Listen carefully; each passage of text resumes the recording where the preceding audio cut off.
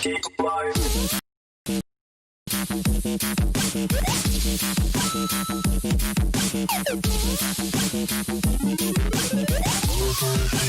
Show me your moves.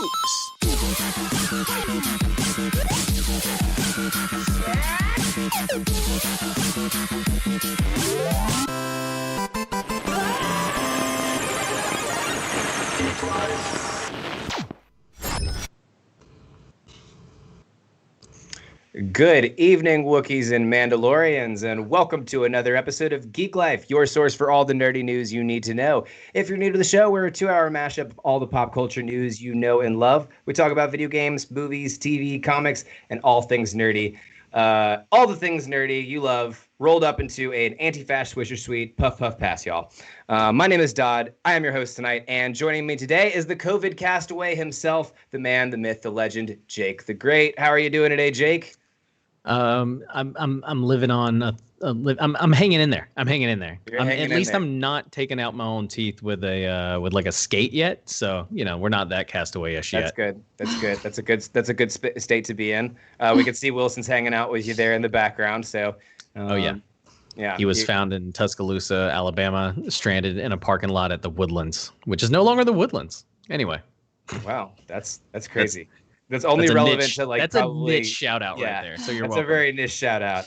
I get it. But anyways, also live from a pocket dimension in a parallel universe that looks exactly like her living room, Bronwyn the Warrior Princess is here. How are you doing today, Bronwyn? I'm doing really great. Just recovering from Halloween, still feeling the full moon's energy, so I couldn't be better. Yeah, see, we were the only ones that decided to be spooky today. I know. Jake has decided to be the Scrooge of Halloween. Although Jake was all creepy yesterday as 11, I believe. Yeah. Tell us a little bit about that, Jake. I went out as 11 yesterday, or not really out because, COVID, but I watched scary movies as 11 yesterday. And so, but yeah, no, I just didn't wear any costume today. I was going to wear the luchador mask, but y'all, I don't have any contacts and I haven't been out to an eye doctor to get any new contacts. I said that weird earlier. But talking through this kind of thing, and that wouldn't be very fun at all. Yeah, I know. Yeah, no, that's the worst part about mask. I mean, right? Except for face masks, which aren't that bad right now. I mean, come on, let's get it together. I know. I'm loving now how in comedies and stuff that I'm seeing. I watched Superstore the other day, which I love Superstore. I love me some workplace comedies.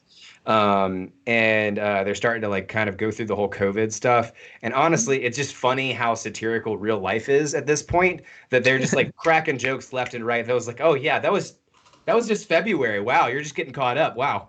But the thing is I get a good feeling about shows that have people wearing masks now because it feels relevant. It feels like it's actually happening.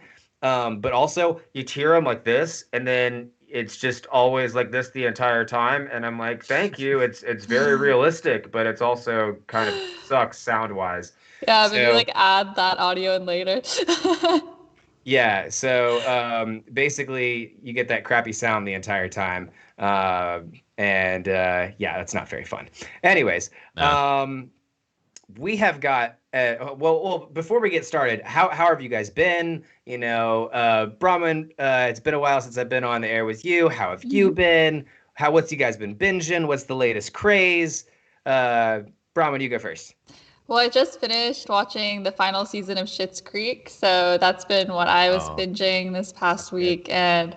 Really good. Yeah, I saw a really good costume last night, actually, of someone dressed up as the Moira character in The Croning with feathers and the lab coat. It was so perfect. That's legendary. Yeah. Legendary. What about you, bud? How have you been? What's been your latest binge? What have you and Wilson been watching? Dude, really, we've still been getting settled into the new place, so I haven't been watching too much of anything hardcore. We just finished Lovecraft Country, which was awesome, by the way, and we also finished Schitt's Creek not too long ago, and so it was really good too. And so, but then been playing a lot of Crusader Kings, which is this really deep strategy game. Been dumping a few hours into that. And just pretty much trying to get settled in. After I get moved in, I won't have any more excuses, and I can keep going back to actually watching tons of shows. I've got to finish Raised by Wolves. That's the big one that I started and still haven't finished.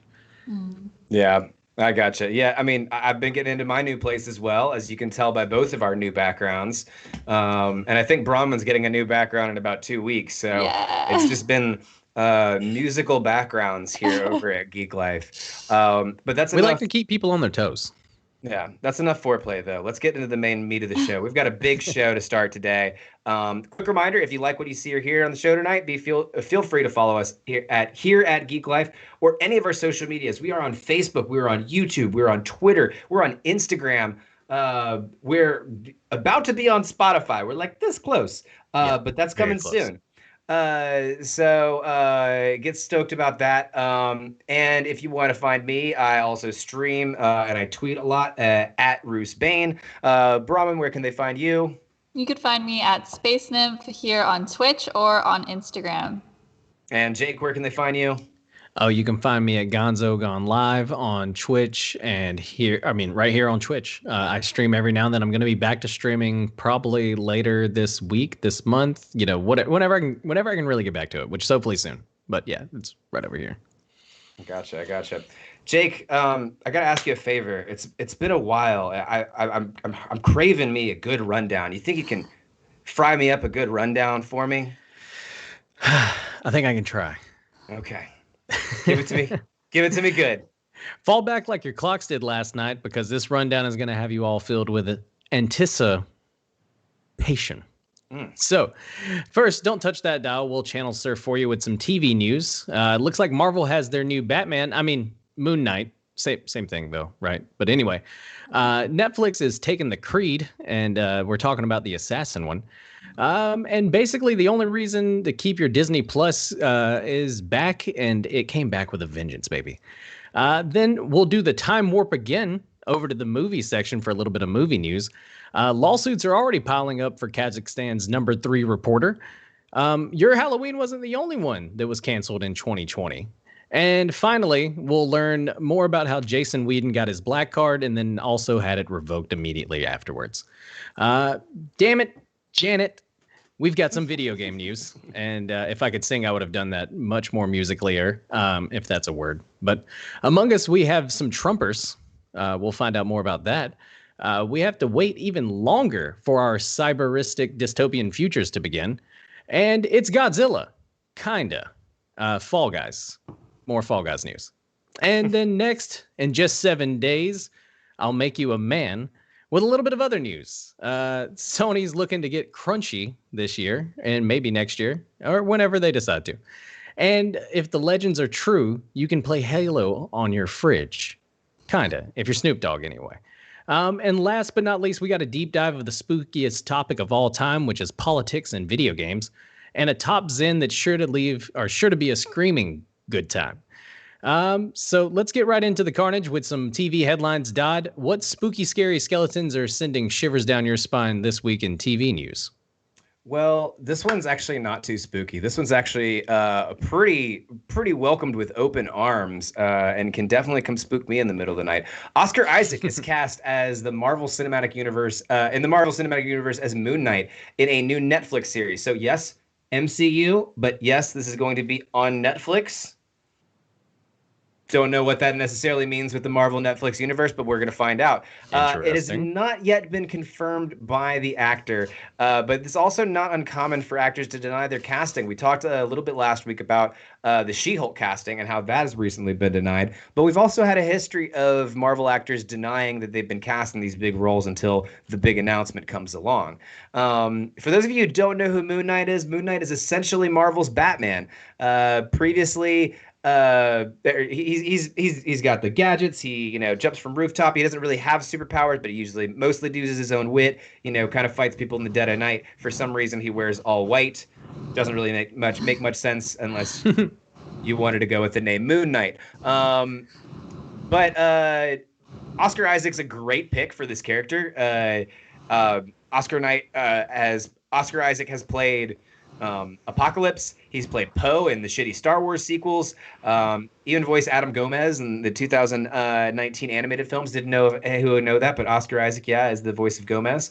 But he's definitely no stranger to comic book roles. He's a great actor, and honestly, was definitely not the problem with that Star Wars movies.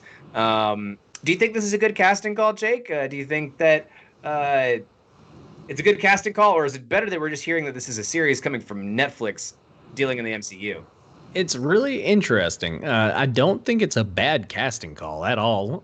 It's one of those where like I think it's great to see Oscar Isaac as much as possible. I thought he was great in the Star Wars films. Like you said, he wasn't the problem with those. And so, but it's really the biggest interesting thing about this, or the most interesting thing about this, has got to be that Marvel's coming back to Netflix. Like I thought there was a complete purge there, and so that's kind of the big gem in this news to me, more so than the actual casting, right? Yeah.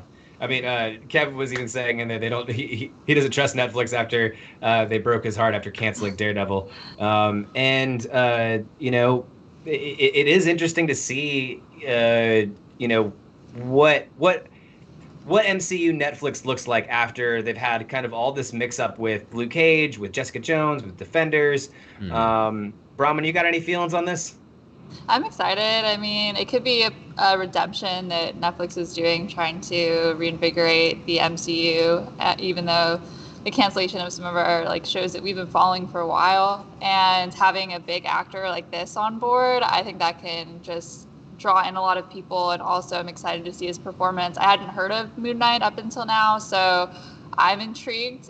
But that's what you got to do. Yeah. You got to take the D-list heroes and make them into something big. Like, I've never really looked into the lore of Iron Fist, but I got into it once the Netflix series came out. I never got really into the lore of Luke Cage or Daredevil or Jessica Jones. But once Netflix brought the series into it, I got much more interested in those characters. I can actually name a few Luke Cage villains now. I couldn't do that before Very true. the Netflix series.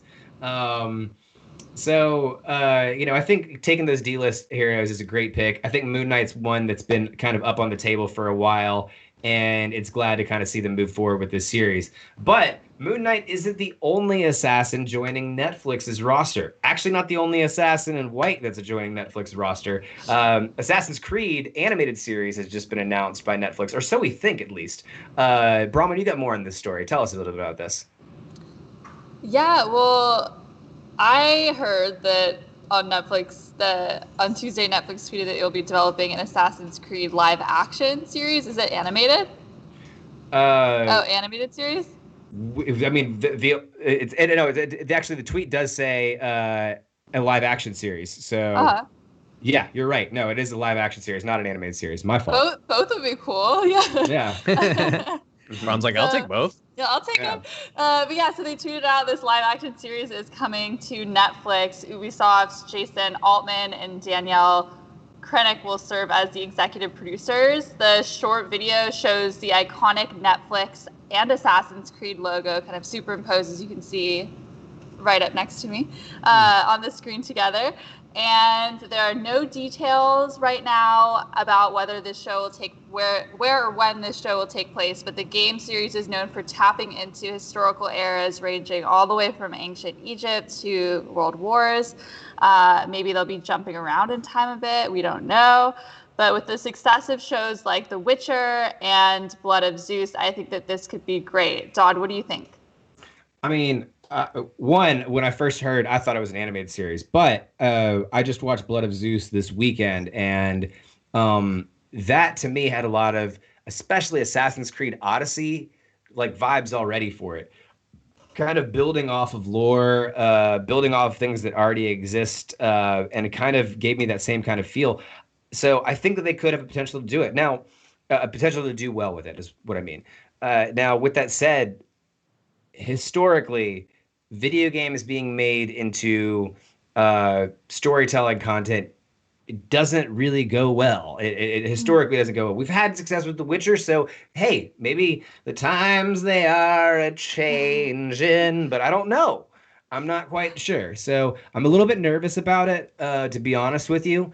But Jake, I don't know. Are you a little bit more assured than I am? Yeah, I forgot to mention Blood of Zeus earlier whenever I was talking about things I binged, because I watched a shitload of episodes of that the other night.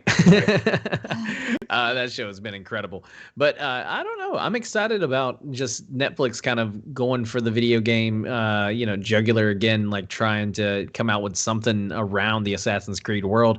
The last few games haven't really been hardcore Assassin's Creed games, in my opinion, but they've been good games. Don't get me wrong, right? Like I just feel like they're kind of starting to become like a little bit of a little wild. Right. But they're still great. Don't get me wrong. I'm going to be playing the next one pretty hard. I played Odyssey very hard. And so I mean, the next one's Vikings, man. Like, how can you not? Oh yeah. No, I know. But long story short, yeah, I'm excited for it. I don't want to sound overly positive though, because Netflix could ruin it. Most video game shows and movies, a lot of them haven't done well. Right.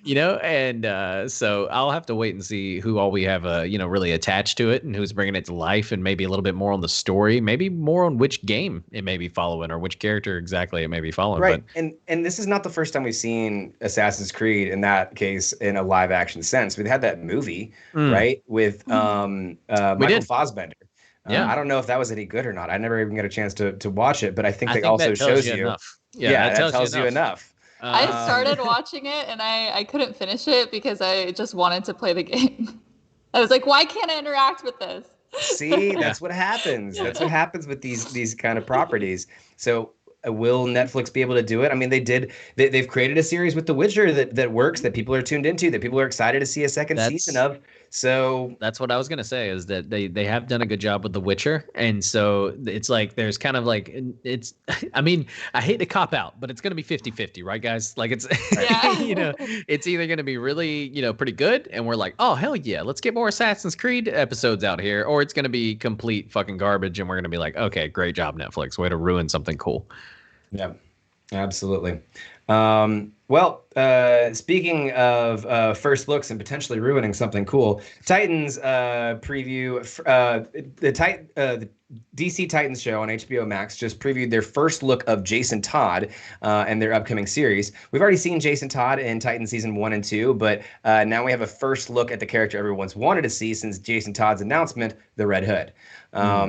He's got the classic leather jacket topped with the iconic helmet and a hoodie. Honestly, the pictures look much like a figurine. I don't know if you guys saw the actual tweet. I think it's linked in the show notes if you want to check it out. But it's the shots of it look like a figurine. It looks like a rendering of it. I don't know if it's an actual photo. It's definitely not an actual photo of him. But the head looks real big. Other than that, though, the character looks really put together, and it looks just like I think Jason Todd should look. It looks rugged, looks exciting, and I'm excited to see one of my favorite comic book characters come to life, especially with the jump to HBO Max. Do you think this stands a chance in the plethora of adult superhero shows that are out there, Bronwyn? Because there's a lot out there right now. You've got Doom Patrol. A lot of competition. Yeah, you've got The Boys, which just dropped a banger season 2. The finale of The Boys. Whew. Yeah. That's something to be talked about for a long time. We've got some really good IPs in here, though. Do you think that could possibly redeem it back into a category where it contends with some of those more adult shows? I think so, just because people are really hungry for it, and like maybe depending on when it's airing in competition with these other shows, especially if it's airing during kind of like that off time, people are craving it and they want more content like it. So I think it stands a fair chance. What about you, Jake? What do you think? Yeah, no, I mean, I hate to, continue to be the agree train, but it's just one of those things where, like, I think Titans, it's going to depend on if that jump to HBO Max can help make it a better quality show. I think Titans has always kind of been there, but the one thing it's kind of lacked was maybe a little bit of a budget, right?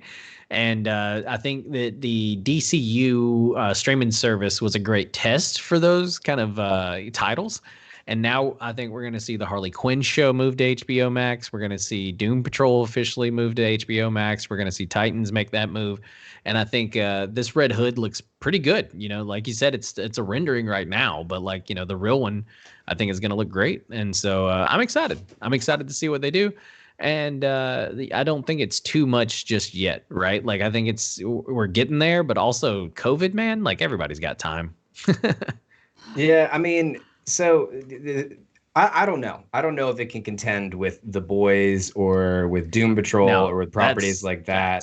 Yeah, that's something to me that like right now the bar has really been raised for adult superhero shows, and just because they're bringing IP like Jason Todd and the Red Hood doesn't necessarily mean that they're going to guarantee those views, because like they've got Watchmen with really cool, properties that they're expanding on. And we got a Rorschach show coming.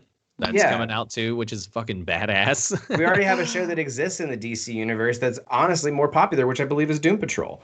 Yeah. And so I think it's gonna have a real hard time struggling with it. Am I gonna watch it? Of course. I'm a Red Hood junkie. Like I think you can Red fill Hood the in role. anything, and I'm gonna watch it. But am I gonna be as satisfied as I am when that last season of The Boys? I don't know, because The Boys were able to laser through their characters because nobody's attached to them. Yeah. No, I get what you're saying, but at the same time, like I think with shows like Arrow wrapping up, Flash, like a lot of the CW verse ones are kind of like starting to go away. This one's kind of like that superhero drama light in a way. It's not as like heavy as The Boys and Umbrella Academy and some of those. And so I feel like Titans can kind of sneak in and fill that void. Okay. All right. I see it. It's got the more vanilla appeal, and if there's a lack of vanilla, then it'll flock to it. I get you. That's solid. Anyways, moving right along. That wasn't the only thing that was released this week. In fact, we got our final release that we needed. Mando season 2. We've got the first episode of The Mandalorian that came out. Jake, did you get a chance to check this out? Tell us a little bit about this. Oh, 100%. I stayed up until midnight, and then I found out that it wasn't going to be until 3 o'clock our time because it's midnight Bronwyn's time. Anyway, California. But this is the way to keep my money, Disney.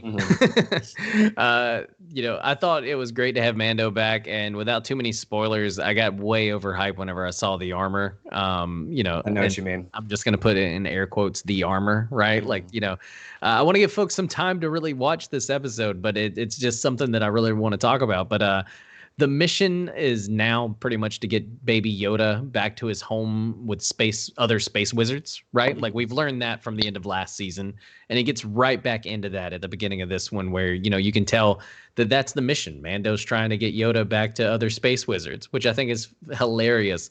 That they're not really calling them, I think they've said Jedi maybe once. But like they really don't like go straight into what it is. They're kind of just like beating around the bush. But anyway.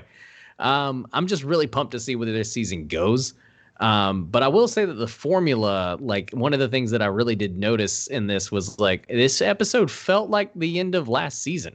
As far as like it felt like they basically rinse and repeated the same kind of formula where like Mando's like, oh shit, a town needs some help. Gotcha, boys. And then they all come together, defeat a big evil. And like I get it. Like there's only so many ways you can tell the hero's journey. But, I believe that, if they can keep it fresh, I'll still be tuning in each week. But, I mean, I'll probably be doing that either way. I don't know. I got to push back. I disagree. Yeah, I love the little. Did you get a chance to see it? I checked it out. I watched it. I was enjoying every second of it.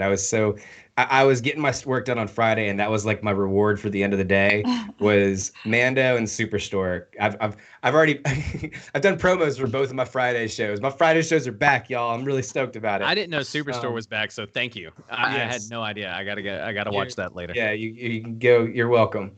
But anyways. So I thought that, like, I love their little Firefly adventures without giving, again, spoiler-free zone here.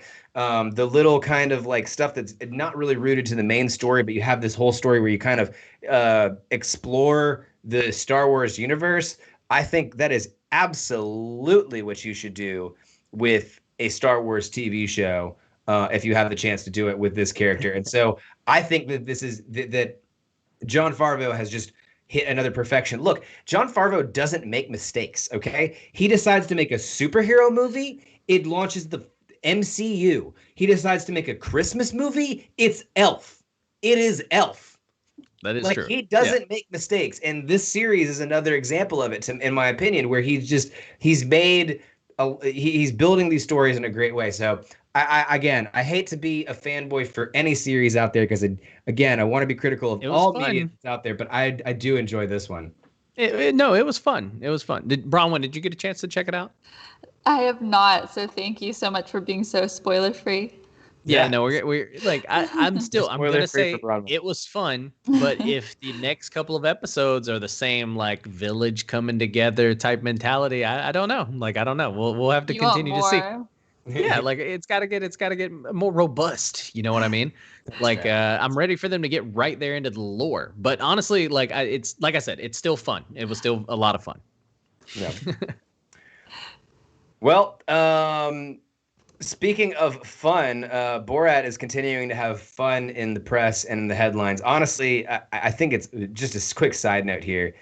I get a chuckle every time because when I'm sitting down and doing my work, I usually have the news playing above me, and I'm sitting there doing my work, and then like every time it goes to commercial break, it'd say sponsored by Borat, and then plays a Borat ad, and just knowing the whole story behind Sacha Cohen secretly filming this movie just so that he could influence people for this election, and now he's buying ad space on every news network out there to make sure he gets his word out there. Crazy shit. He's tearing up headlines. Bronwyn, go through all the stuff that Borat's doing with all these headlines here. Okay, guys, this is a lot of information. So let's break it down one step at a time, starting with lawsuits. Great, we know it. Lawsuits follow Sacha Baron Cohen. This film are almost a given. And recent news, the Borat 2 lawsuit filed by the family of the Holocaust survivor was dismissed. Judith Dim Evans, who is shown in the film educating Baron Cohen, and Maria Bakalova, who plays his daughter on the Holocaust. She passed away before the release of the film, and Sacha Baron Cohen actually dedicated the film to her. After all this, though, Evans' daughter filed a lawsuit claiming her mother, and she filed a lawsuit claiming fraud, invasion of privacy, and appropriation of Evans' image for commercial gain. After Evans' interview with Borat's character, however, she was told that he was an actor of Jewish origin playing an ignorant character as a means of Holocaust education. After finding this information out, she signed on to be in the film. So upon all that information coming out, the case was completely dismissed. Next in other news. I was just going to wait for you to get through all of them before commenting on each of them individually. Oh, yeah. Do you guys want to comment on any of these before I move on to the next story? Yeah. Well, no. I mean, this scene to me, have you guys gotten a chance to see Borat yet? Yeah. I did, yeah. Okay. Yes. So the scene that they're referencing here was actually an endearing scene, and Sacha Baron Cohen does a great job of in Borat 2 more than Borat 1. In Borat 1, he was just making fun of people. In Borat 2, he picks out two people, and the two people are the people that end up, like, they're both mentioned in this story, are the people that he makes look good, look like good, decent people. And Edith was one of them. I mean, like, I remember sitting here and, like, understanding what Sacha Baron Cohen is doing. You have so much more respect for it because, like, he was literally going into a synagogue and showing how Jewish people were some of the sweetest people on earth. And that's what he used Edith for. And some people were, I guess some of the family members were upset that she was mentioned in there and she was kind of tricked into doing it. But that's also how Sacha Baron Cohen works. That was just my kind of thoughts on it, Jake. I don't know if you had anything else. Yeah, no, I actually even saw the YouTube video they dropped as kind of like a little side promo called Edith's Story, because, you know, there's the part where she's like, let me tell you my story, you know, and like, you know, it's a really great part of the movie overall. And it's really interesting how you said that, because I think, like, I noticed him too, really, he pulled back whenever he started to notice how, like, genuinely nice those two older ladies were. And you could tell he like stomped on the brakes. He was like, whoa, joke needs to chill for a minute. Like, let these ladies kind of talk or whatever. And so, like, and I thought I think it was pretty awesome that they were able to get kind of like her story on film for this movie, you know, before she passed away earlier this year. And so yeah, I think it's incredible. I think it's incredible legacy. If someone tricks me into looking like a really decent person, like, you have me on record now, roll the clip, like, do it, you know. If you're making me look good, if you know, you caught me being an asshole, like, I promise, like, those were a minority of events. Like, just roll the good clip. But anyways, there's more stories about Borat. There's even more coming from Borat. Yeah. And this is some very nice news. Kazakhstan now uses Borat's very nice catchphrase as tourism ad slogan. So since the release of the first film, the country of Kazakhstan has not been a huge fan of Sacha Baron Cohen and his character. I wonder why. But Cohen has explained that his comedic portrayal of the country has nothing to do with the real place, and that he chose it because it was a place that almost nobody knows about in America. So he was really able to use that to make his film and kind of like to his advantage. Despite their initial rejection of him, however, Kazakhstan is now embracing the Borat character because of his popularity and has adopted his catchphrase "very nice" in their tourism ads. 4 short films highlighting the country's culture and destinations were created, each accompanied by a resounding "very nice." And I watched some of these ads. They're pretty cute and funny. And, yeah. I'm glad they're embracing it. Yeah. I mean, I understand why they would be upset. I totally do. For lack of better words, it's just very nice. You know? Very nice. Yeah, very nice. Do that better than Very nice. And then in more positive news, Baron Cohen donated $100,000 to a charity of the babysitter Janice Jones, who is in the film. If you've seen it, she's shown in the film babysitting Borat's daughter, Tudor, played by Maria Bakalova, and she felt really betrayed at the film crew for legitimately making her believe Tudor, and she was unaware that it was a film and felt really worried about the girl's well-being and distraught over it. You could tell. And after this, a GoFundMe page was started for Jones as people rallied behind her good-naturedness and efforts to help the young girl. Upon learning of this, Baron Cohen donated $100,000 to Ebenezer Baptist Church per Jones's request. Jones told People when she was asked about the donation that maybe it's a little risque, some of the things in the movie, but he has a good heart. So. Yeah, I remember her specifically. She was such a nice woman, and she tried so hard. And it's great that he donated $100K to that charity. And so, she was also, that's what's interesting about the movie is that it made this time around, Borat not only made some people look like complete idiots, which is something he's always done, but also made other people look like just genuinely good people. And this was one of them. The babysitter was another one of them. Hands down, this is one of them. I think that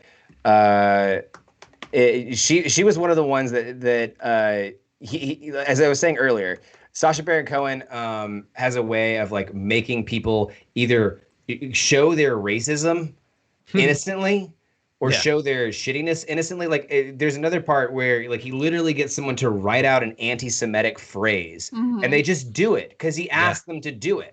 And he's showing how America is so stupid that if you ask them to write something out there, that they'll write these anti-Semitic phrases. And this is the same country that they wouldn't bake a gay wedding cake. That they'll write an anti-Semitic phrase on a wedding cake, but they won't bake it for queers.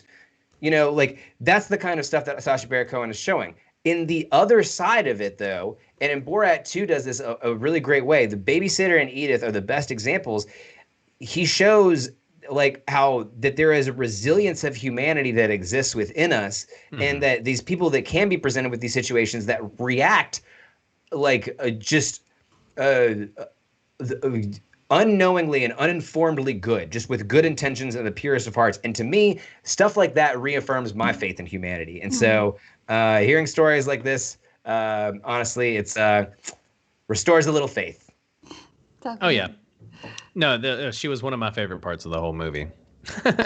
She was a sweetheart. Absolute sweetheart. Well, Halloween 2020 is canceled, but that's not stopping Michael Myers from prepping the next Halloween.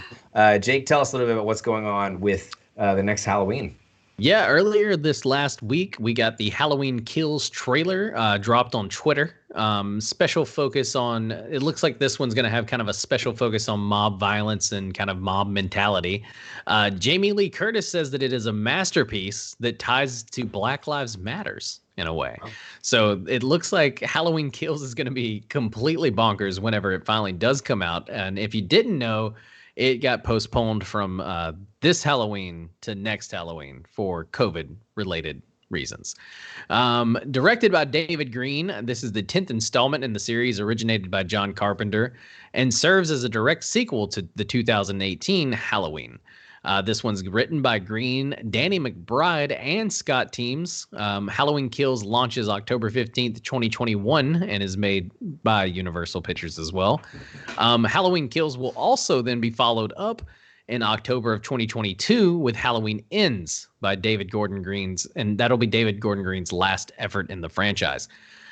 Series Maestro John Carpenter recently said that these upcoming Halloween films probably won't be the last, even if they do finally put an end to the Laurie Strode and Michael Myers story.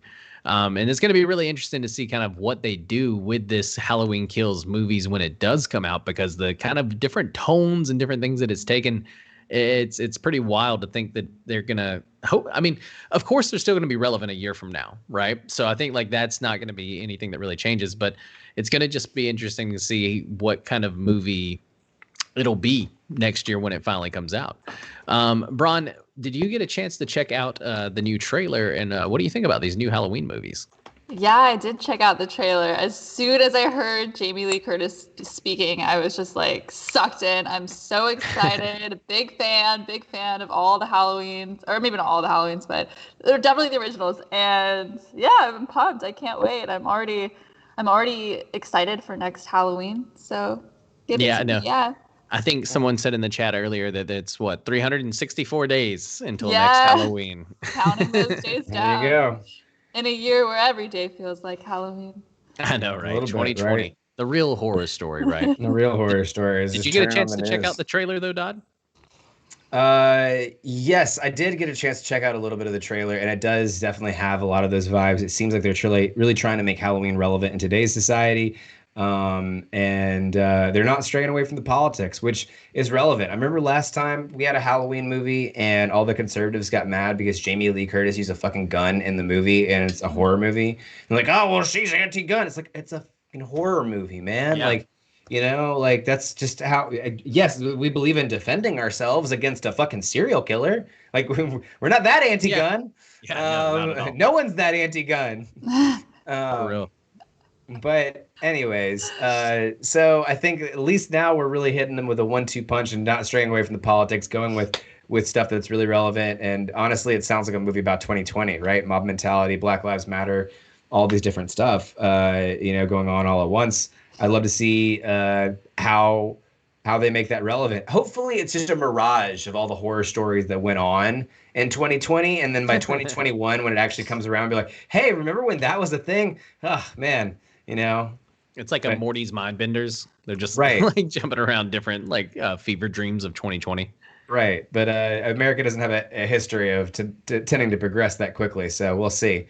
But while the Halloween series may be winding down, one horror story keeps on going. Bronwyn, you have more about the stuff going on between Joss Whedon and Ray Fisher. Tell us a little bit about that. So Joss Whedon denies claims of racism and pulls the "I have a black coworker" card. We have been following this story of Ray Fisher's account of mistreatment on the set of Justice League and the investigation that has been unfolding. Fisher goes into even more specific details in his claims, stating that Joss had ordered that the complexion of an actor of color be changed in post-production because he didn't like the skin tone. A Joss Whedon spokesperson came out to say that the accusations are false, hearsay information, and that there are numerous people involved in the final edit of the film. Dodson, what do you think? Ray Fisher has already come out and, pushed back on the pushback. And so I think that this continues to escalate. But look, Josh Whedon's had a history of being a shitty person to work with behind the camera to begin with. And so that already brings credibility to the claim of a past history of mistreatment. And the fact that Ray Fisher has been relentless on this, honestly, I'm proud of him. Honestly, this is something that could cost someone their career, but he's putting it on the line to do the right thing and hold this person accountable. And so, honestly, I know that it was a horrible thing that Ray was treated that way, but to me, it's kind of like I'm, good on Ray for sticking up for this and saying something about it. I think Josh Whedon's, I have a black coworker card is, a racist defense on and of itself. So, we'll see how this all plays out, but hopefully, Josh Whedon can kind of retire and, take that Avengers 1 money and just go home. And that Buffy money, Jake, you got feelings on this? I mean, it's one of those where, like, if I was running PR, or if I was running the show for Warner Brothers, right? And, you own this Justice League franchise, all of that, we would put out an apology. We would then stop working with Whedon, and then you would just scrap everything that you did with it and then move on. You know what I mean? Like, they really need to, they need to get the shit under control. And it's kind of like, it's insane that kind of like they haven't acknowledged it really, which I don't know, like I may have to do a little bit more research, but it doesn't seem like they've acknowledged that like there was a problem when obviously there was. And that's kind of like the first step that corporations, especially like WB and all them, they got to make that. They got to make that move, or because this is just coming as a fan. Also, I don't want something like this. I don't want Whedon to be the guy who like tanks the Justice League franchise, because this is just one piece of garbage, right? The Justice League it's kind of about inclusion in a way, and so I kind of wish they'd get a director in that could reflect that, Exactly. Well, maybe we'll see what the Snyder Cut has in store for us in that regard. Exactly. Snyder may be that dude. That dude. Also, still another white guy. So whatever. yeah, I don't know, but hey, Ray Fisher said that the Snyder version of the series featured him a lot more, was much more centric, and he does not have the same feelings about Josh Whedon as he does Zack Snyder. That's why he wore the I Love Zack Snyder shirt after Josh Whedon had been a director, when he was trying to kind of be like, I'm trying to start talking out about how this has been, shitty treatment. But anyways, Josh Whedon is the only person that is just completely sending out the wrong message these days. In video game news, hackers have been sending pro-Trump messages to poor Among Us players, which seems in a retaliation against the what happened with Among Us on Tuesday of last week, I believe, when AOC tried to were streaming on there. Super popular stream, great stream. I watched it, I loved it. One of the third most played stream of all time. It was incredibly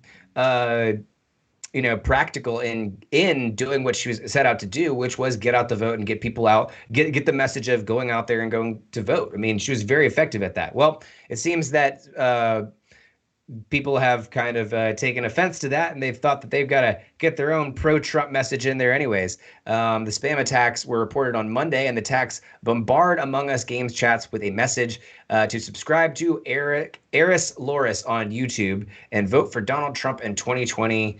And man, has it backfired on Eris Loris. That person has gotten a stream of hate, and honestly, rightfully so. Please, nobody ever spam bot me to a bunch of Among Us players with Trump 2020 stacked right next to it, because that's not that's a great way to get some well-deserved hate mail, to be honest. But what do you guys think about this? Do you think this is retaliation for AOC's stream? Oh yeah, it's gotta be. Yeah, for sure. Yeah, it's got to be a direct retaliation for the AOC stream going huge, and the fact that she was encouraging people to get out to vote. It's got some people butt hurt, so they're trying to spam as many kids in Among Us as they can. Yeah. Brabman, you got feelings on this? Oh yeah, no, I think it was just trying to get that same audience that she was reaching out to and kind of put it on their side because they already knew that they're being reached out to on that side. So and I saw one of these trolls. I was doing just a game with randoms, and I kept seeing like a Trump 2020 or manga 2020 and like all that. Like you'll see them on there. It's like it's gonna be interesting to see if the Among Us devs do anything to kind of like block political things. But then I don't know. That goes both sides, I guess. Right. Like, so because then people couldn't do Biden 2020 or whatever the fuck, and so we'll have to see like what the devs I guess decide to do. They do need to stop any kind of like bot messaging. That shit should be illegal no matter what side or whatever you think. Absolutely. Yeah. I've had a couple spam of games is spam, bro. Because what AOC did was something that was really personal. I mean, it was her on there playing, talking. It wasn't just like it wasn't her messages being spamming. scammed. So I think I think there are lines, and that is a good way to draw them. Jake, Huge difference. But that's a big difference. It's an important difference in my opinion. I've played a couple of Among Us games where those bots have just come in. Obviously, you just automatically leave those games. And one of the most frustrating things about Among Us is when you're sitting there and you're refreshing, like every game you get in is something's wrong with it, or people drop out or something when you're trying to just connect to a game over and over and over again. And that's just another reason to leave a game now, is if it's being bombarded with Trump chats. So, exactly. It is one of those trendy games, just like Fall Guys and things like that. So we'll see how it lasts. But something that hasn't lasted is Cyberpunk 2077's current release date. It's been delayed to December. Tell us a little bit about what's going on with Cyberpunk 2077, Brahman. I mean, most punks may say this actually makes it more punk, but it's very true. Very true. That is true. CD Projekt Red announced the news in a statement on Twitter, citing the immense task of shipping Cyberpunk 2077 across 9 consoles in 2 generations of hardware. I am devastated by this news. How are you guys feeling? I just cannot wait for this to come out. But I mean, it does make it more punk. So that I can't agree with that statement. But to be honest, with the move that I've been on recently and trying to get back into content creation, I haven't even gone through all of the Crown Tundra and Pokemon. So I was kind of okay with it being delayed a little bit while longer because I need to get through some of my other content before I can get to that. And I do want to binge the hell out of some Cyberpunk. So I'm a little bit okay with this one being delayed, but only for strictly personal reasons. Jake, how do you feel? Dude, we're in the same boat. Between the move and work and everything that I have going on, I wouldn't even have time to play it right now. And so the fact that, if the devs want to take a little bit of time, get it right, I'll be here waiting on it in December. Now, I say that. December roll around, doesn't come out, then January roll around, then we're getting into 2021, then, stuff like that. That's whenever, you start to get a little testy. But at the same time, they don't want to pass up that Christmas Nah, sale. they don't. But I'm a big fan of letting devs take their time, get the game out, get it done right. And this is kind of an immense task. Like Bronwyn, you just said, it's 9 different, consoles essentially. So, I mean, in 2 generations of hardware.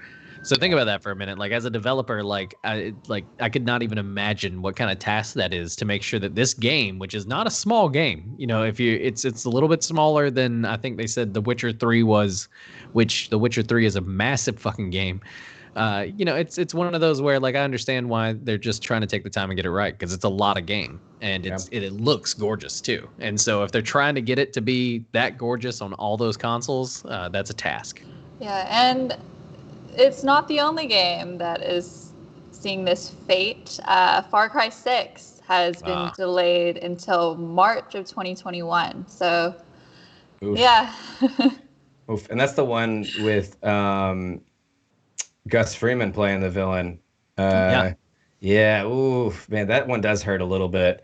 I want that to come out as soon as possible. I mean, I haven't played a good Far Cry game in a while, and I think Far Cry Primal was the last one I played. But I'm super excited for this next one, and it is a bummer to see it get delayed till March 2021. But I think it was only coming out in February, so it's only been delayed by a couple months. So. Yeah, so far. And I was actually watching this game trailer earlier today, so I'm very stoked. The animation is just so incredible and crisp, and the acting, it's just, I can't, it makes me really proud of like where games have come. I forgot to mention in like our recap earlier at the beginning that of binging things, I've been playing a lot of virtual reality games. And I don't know, I've been using the Oculus Quest. I don't know if I'm completely on board with it yet. I could only play for about 20 minutes before I get total headache. But it happens. Yeah, I was playing this like for what was it, like a zero gravity frisbee game, and you actually would feel like you're falling at points. I don't know how they do it, what witchcraft that is, but I like my console games a little bit more.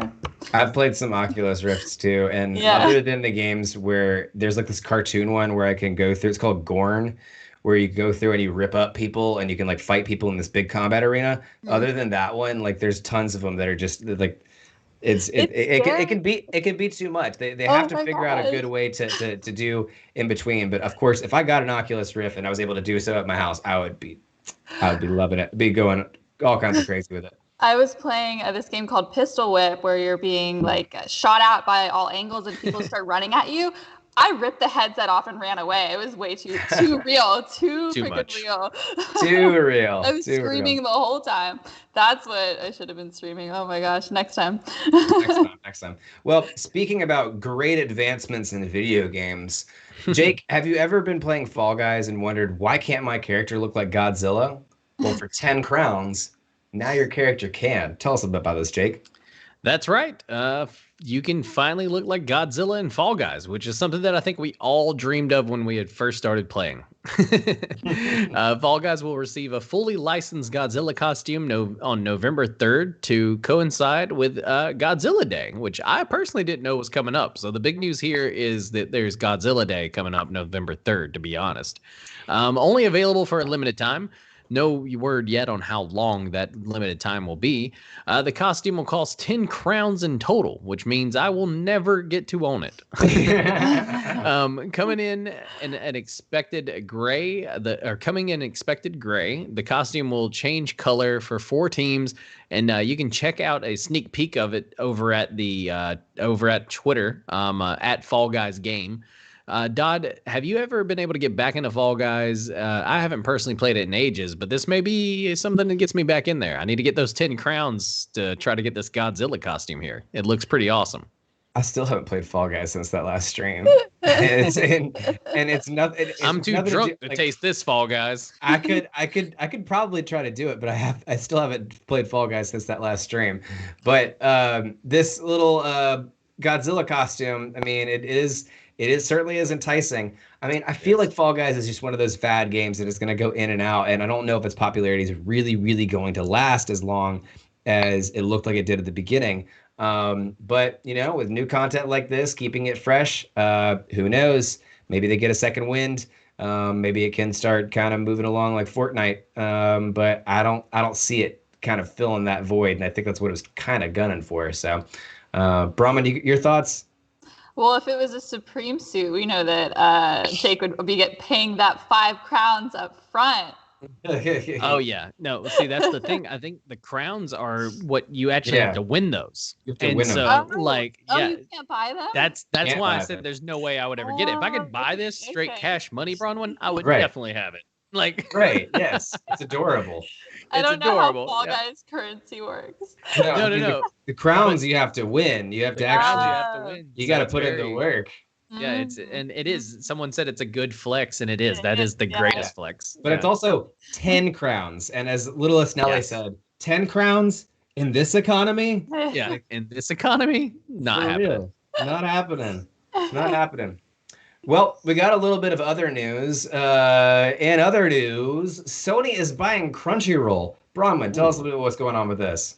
Nom nom nom nom nom. Sony is reportedly going into final negotiations to buy Crunchyroll. According to Nikkei Asia, the acquisition could cost Sony over 100 billion yen, which is around $957 million.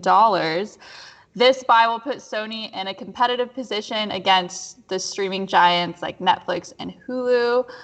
Jake, as our resident non-Sony user, what do you think? Yeah, I already don't get my anime from Crunchyroll, so if Sony wants to go ahead and purchase it, I guess they can. But I mean, just like this is actually going to be some pretty breaking news right here. I think I may get a PS5. What? Yeah. But then again, I may buy Hold the both phone. consoles. So No, you're gonna get both. Okay, you're just gonna get both consoles. Well, there you go. You're still Xbox loyal. I've decided I'm not gonna fight the console wars this year. I'm gonna be like Canada. Shout out all of our Canadian viewers. That's good. That's good on you. I can respect that. I can respect that. I can respect that flex. But this is a big move to try to buy out Crunchyroll. Anime is so hot right now. Netflix is dropping anime like crazy. So hot right now. They've had tons of views on their anime. Netflix actually just came out not too long ago and said that they had something like 1 out of every 6 viewers on Netflix watched one of their anime titles this year, which is pretty big whenever you like really pull back the numbers and think about that. Like that means that there was a ton of people who tried Netflix anime this year. Yeah. And so, this is a huge move by Sony to try to make a move into, and it makes sense, in a way. Yeah. It does. It certainly does. But the thing is that from what I know, Crunchyroll doesn't have anything exclusive right now. Nor does Sony. And Sony's tried exclusive content before, TV series wise, and they have done nothing but fuck up 6 Ways to Sunday. So I don't know if if it could be 2 big names coming up together to do really nothing that's going to change in the entertainment industry. That's what my personal opinion is. I mean, that's true. It could be a big nothing burger. Big nothing burger. But a big enough nothing burger for us to talk about. So speaking of burgers that you might want to leave in a fridge, the Xbox Series X fridge exists and it's being donated. Tell us a little bit about this story, Jake.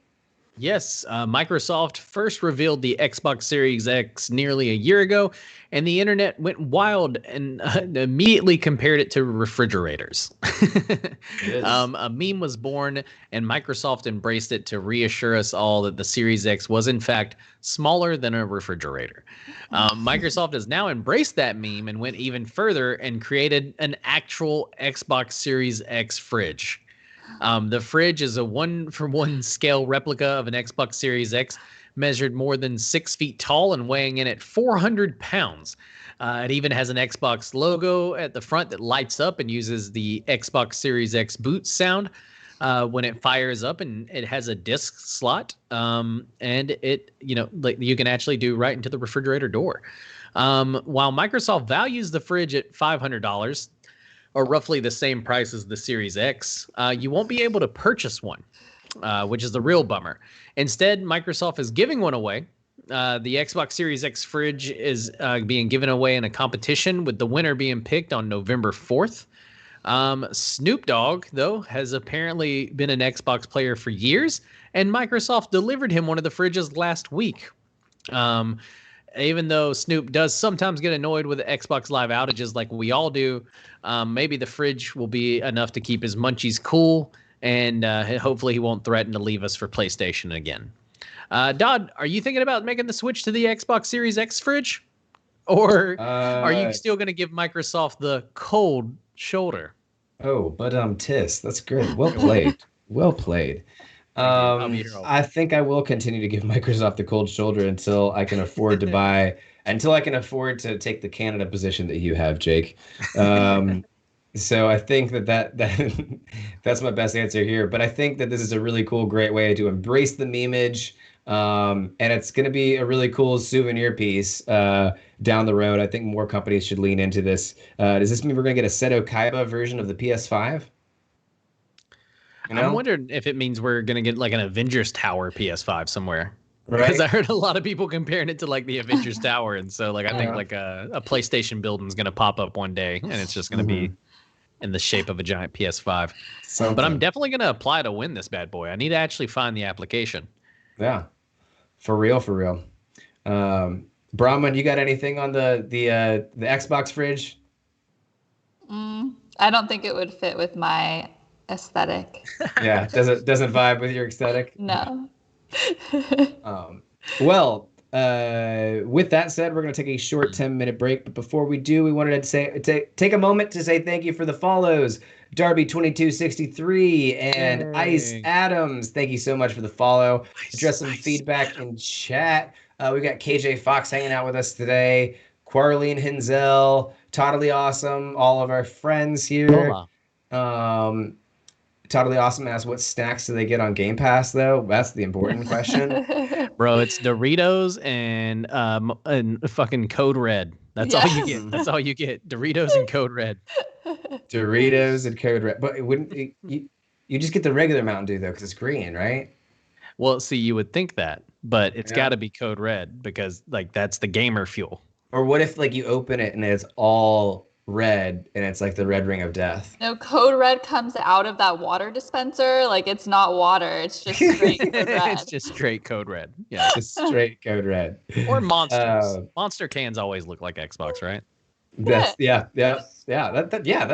I think. That vibes with the aesthetic. Saint Sinner's here too. Hey, how are you guys doing? Well, thank you guys for stopping by. As always, if you like what you see or hear, you can follow us on Facebook, Twitter, YouTube, Instagram, soon to be Spotify, all those other places. All the places. But for right now, we're going to kick it off to a break, and we will see you guys. And we're back. Hopefully, you might have heard a little bit of technical difficulties there, but good news, we did find the clitoris. Hey, the way to bring it all back, right? Anyways, as I'm sure you've been notified by the numerous amounts of white men on TV screaming at each other, that there is a presidential election on the way. And if you're an avid Among Us player, you're painfully aware of the ongoing election. But not only that, its ongoing impact on the video games. Politicians are right to get involved with the gamer community. In fact, the gaming population constitutes for 163 million people of voting age.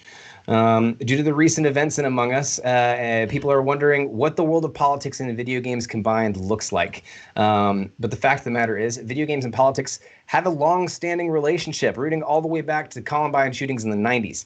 On the eve of election, we thought this would be a great time to talk about that said relationship, specifically 3 distinct areas: how politicians have used games to increase their reach, games with inherent political messaging, and what's on the ballot in regards to video games. So let's start with this first topic of outreach, Bronwyn. We talked about AOC a number of times, mostly in regards to the use of Twitch, from military recruitment to getting out the vote. AOC has incorporated video games into her political agenda. First off, for those of people who are unfamiliar with the story, can you kind of give them a brief rundown of the 2 stories we talked about with AOC? Yeah, so there's AOC's military Twitch ban shutdown, which was an actual bill that was voted down by the House of Representatives. AOC proposed it, and that would have prevented the military from recruiting on platforms like Twitch. It was brought to the attention after the U.S. Army was caught running fake giveaways that would give viewers information to recruiters. The viewers' information to these military recruiters. Next story, fast forward a little bit to a very recent story that we covered last week. AOC streams Among Us. We covered that, like I said, last week, and here's a quick recap. AOC streams Among Us on Twitch to encourage people to go out and vote. This quickly became the second highest stream viewer in Twitch history, with over 400,000 viewers. So pretty incredible. Or not, depending on your view. Right. On one hand, she uses Twitch to get out the vote, but on another, she uses it to prevent government from reaching out to you on Twitch. Is she on the right side of history here? How is one okay and the other not? Brahman.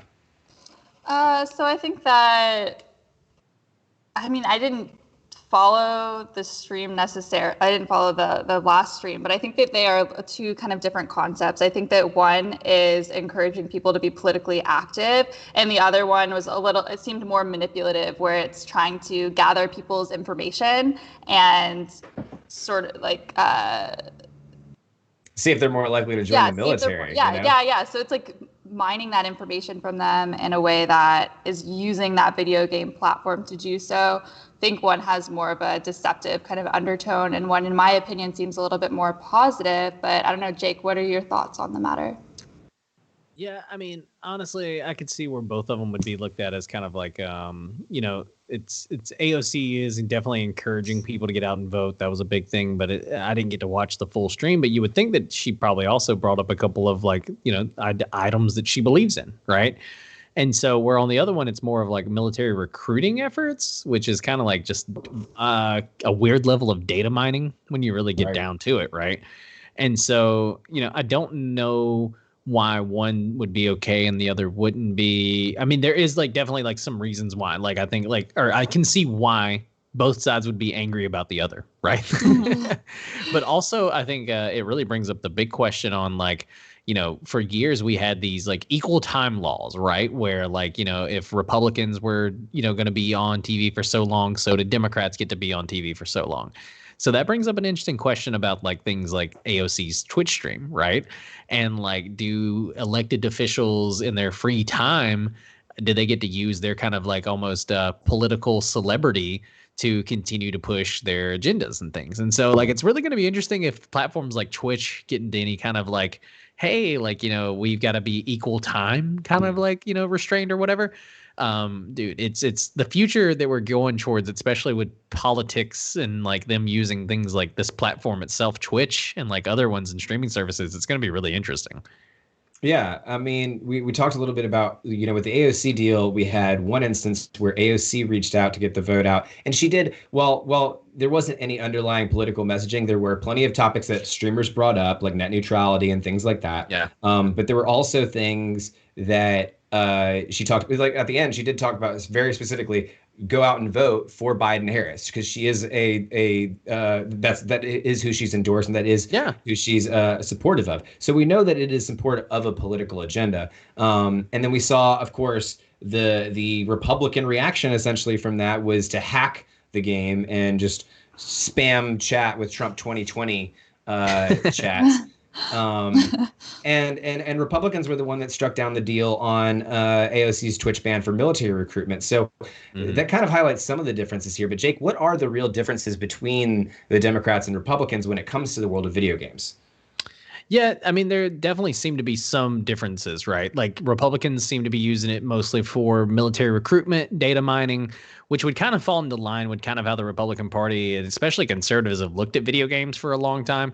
Not to say that some Democrats haven't villainized video games, because they have. It really, honestly, I think comes down to an age thing, and one party one party leans older than the other, even though we're both putting up men that are 70-something years old for president, but whatever. But Joe Biden's HQ used, you know, Animal Crossing as a way to kind of like connect with voters. They built their own Animal Crossing island where you could go to it, check it out, try to learn more about like Joe Biden. It's Joe Biden's island, yeah. Joe Biden's island, right? Whereas, you know, Among Us, our Donald Trump's camp basically just flooded Among Us with a bunch of people spreading manga tags over and over again, right? He threatens to ban TikTok, you know? Yeah, exactly. And no, like that's been one of the big differences, I believe, in this campaign, is because I believe the left really does recognize that they have to utilize video games if they're going to start to connect with a different audience, right? But yeah, and millennials are the most Democrat supporting generation. Recent Pew study showed that 59% of them identify or lean towards the Democratic Party. So that's going to change the way I think that, you know, the parties, like, for a lack of a better word, militarize gaming. I think Republicans will start to jump on the AOC like train. You're going to start to see Ted Cruz playing Call of Duty with the boys eventually. Like, I think that's going to happen. Like, I think that's just the future of it. And that's kind of where we're heading. And that's where what AOC is kind of like almost opening the doors to. Right. But I think that there is going to be a generational gap. Like, I don't think Mitch McConnell can go on there and be like, well, I'm going to play Among Us. No, but they'll try. Dude, how fucking awesome would that be, though? Like, I would watch that Twitch stream. Mitch McConnell would be too good at Among Us, guys. Like, he would be sitting there and like, I'm not the imposter. What are you talking about? Kills everybody. The best liar in the business. That was kind of the fun thing about AOC and Ilya Namar's stream, was just watching how bad they were at it because they couldn't lie. And like AOC was like, "Oh, I can't kill Pokey. She's too nice." And I was like, that kind of wholesomeness is what I want representing me. Not some asshole who's just like, die. Well, then don't watch my stream. Don't watch me play Among Us. Well, also don't represent me in Congress, Jake. You know, no, that's true. That's true. Which I am, Jake Ellenberg, 2020. No,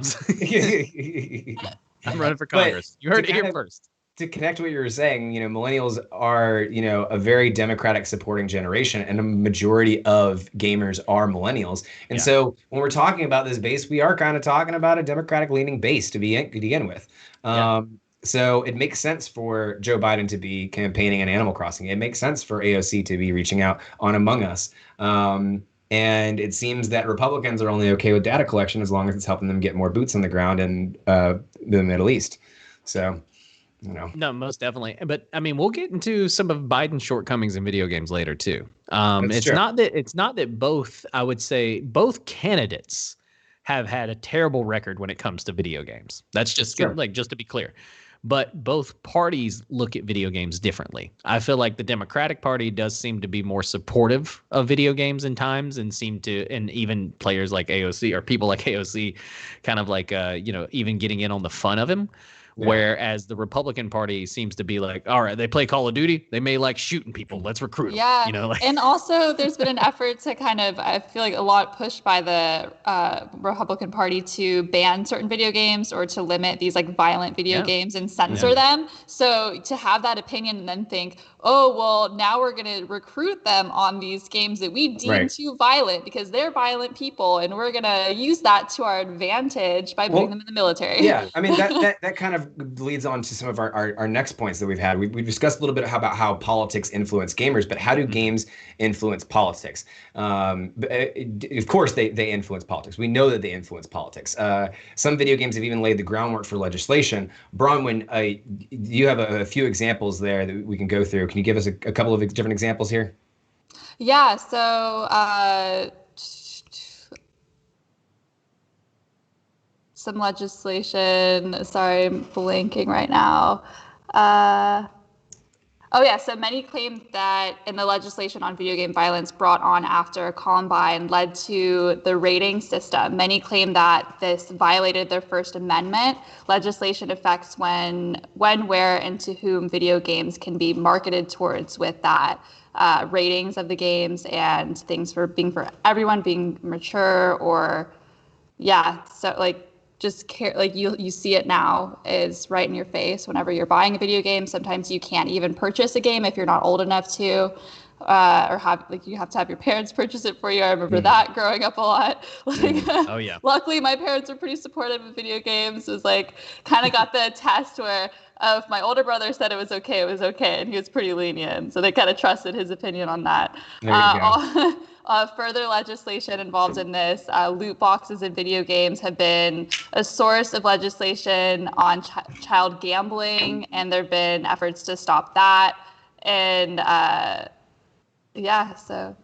Yeah, a lot of different legislation. I remember Mortal Kombat was in the news, Doom was in the news when all the Columbine stuff went into effect. But even just recently with a lot of the mass shootings, a lot of that stuff has been kind of brought back up to light, and if those things should be reevaluated. It's politics, or video games have definitely influenced politics and law. I mean, video game law is something you can actually study and major in and build a career in, specifically on video game law. I mean, a lot of that has to do with like intellectual property and protecting gamers and stuff like that. But outside of legislation, video games are art, and art tends to be political in nature. Just in general, most of the best art, in my opinion, is political.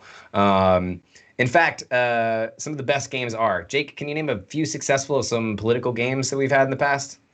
I mean, you could almost make the argument that all video games have some sort of political undertone, right? Because like you said, a lot of them are art, and a lot of artists, kind of like pour their hearts and souls into it. But the immediate ones that I always think of are things like the Far Cry series.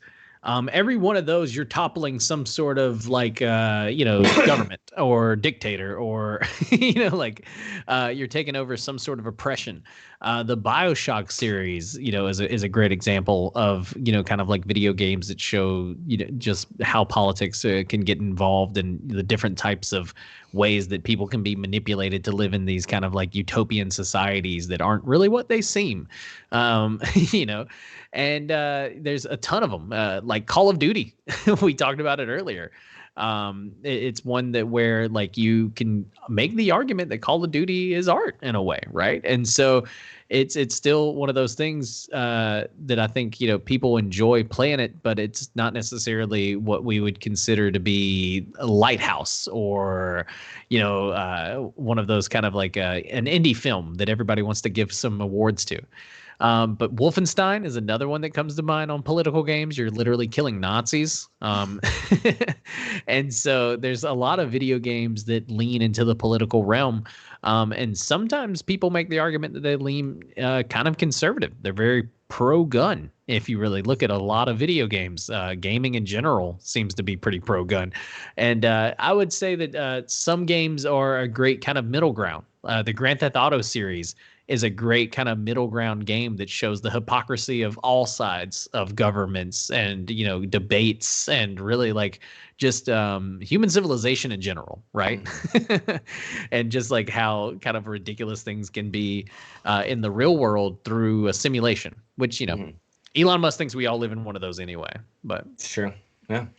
Outer Limits was one of my favorite ones because I remember going through Outer Limits and looking at the way that the game was set up, which is made by the same people that make BioShock.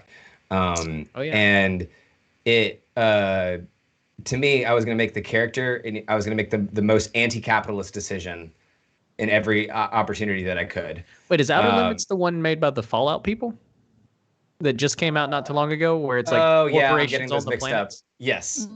I'm getting those mixed up. No, that's a great one too. Yeah, Fallout, not BioShock. You're right. Yeah. But and I tried to go through and just make the most anti-capitalist decisions that I could. I ended up in a cult, but I ended up in a cult. That sounds about right. Yeah, I ended up in a cult, but that's all right. It was a fun playthrough. To the best of us, right? But let's talk a little bit about what's on the ballot this year. I mean, there's an election in a couple of days now, 2 days now. Whew. Election anxiety is real. All right. So let's talk about what are Trump's feelings on video games and what are Biden's feelings on video games, and are they different? Bronwyn? So they aren't that different. They both hate video games and thinks it brings people to violence. Trump has stated on multiple occasions that he blames violent video games for our increase in school shootings. And Biden has called game developers creeps who teach kids how to kill people. So that's what happens when you put dinosaurs in office. Not a great reflection of things, but it's great to see people, younger generations who are embracing this in a more positive way. And it's disappointing to hear that they're attitude-wise very, very similar, but there is some differences in this election between the two candidates, right, Jake? I mean, again, kind of. Outside of how they both feel about games, there are examples. Biden's HQ had the Animal Crossing, and AOC had the get out and vote kind of success, and so both candidates have leveraged video games very differently. But both sides have both have a bad track record when it comes to video games. Both presidential candidates are in their 70s. Like Bronwyn said, Biden has called game devs creeps. He even scoffed at the idea of video games being called an art form. And not to sound ageist, but I really think that's kind of like what's happening here, right? AOC gets it. That's why some people from his camp are like, hey, let's get involved. Let's talk with gamers. Let's do a thing where we can kind of like get gamers involved. They're a big part of our demographic. But both head honchos, Biden and Trump have a very spotty record about video games. But I don't think Biden really would do. I don't honestly think either side's going to do anything about it. I don't think either side's really going to pass any legislation, if I'm being honest. Both Democrats and Republicans have both historically blamed video games for shootings rather than looked at the root of the problem, right? Even Obama funded a $13 million study that looked into the connection of video games and violence. And I couldn't even find any real results on it. And that was done back in like 2013 or something, right? And so it's one of those where like, you know, both sides have at one point or another blamed video games for violence in America. And both sides are still very behind on not just, you know, technology, but video games and technology in general, right? And so it's good that we have some elected officials like AOC that aren't as behind on the times and are, you know, like getting with it and kind of like, you know, understand that these games don't really cause the violence. Because as we've talked about on this show, America's not the only country with these games, but we're the only ones with the level of gun violence that we have, right? And so, but it is good that on some, you know, kind of level that Democrats usually are pro things like net neutrality, whereas Republicans tend to use the internet for data mining and recruitment. Yeah. So, I mean, I guess the real thing that it boils down to when it comes to like what's on the ballot here, you have candidates that use the platform differently. Arguably, you could say the Democrats use it more effectively and in a fairer way. I'm much more positive. Like, even if Mitch McConnell's going to go out and try to get out the vote on Twitch, like, I'm not threatened by that, but I am a little bit threatened by him trying to pull every, you know, overzealous incel off of Call of Duty into the military. And that stuff kind of does bother me with that attitude towards it. And of course, net neutrality is huge for gamers. If you don't want your to have to, you know, basically access to the internet be a whole nother venture in capitalism, when we all know that internet should be a public utility. And what Democrats do lean more on the side of internet being a public utility. That was actually something I believe it was proposed by the Obama administration to make internet a public utility, got struck down by Republicans. Don't quote me on that. I don't have my facts exactly, but those are the differences I see between those two ballots. Obama's the reason why we have access to like high-speed internet at our libraries. That was something that he made kind of a big thing. And so thanks, Obama. Right. Internet access is a huge thing, and it does definitely help us as gamers. So that's what I think is important to highlight, what's on the ballot. Brahman, you got any thoughts about what's on the ballot for this in regards to video games? I think it's mostly, it's all been covered. I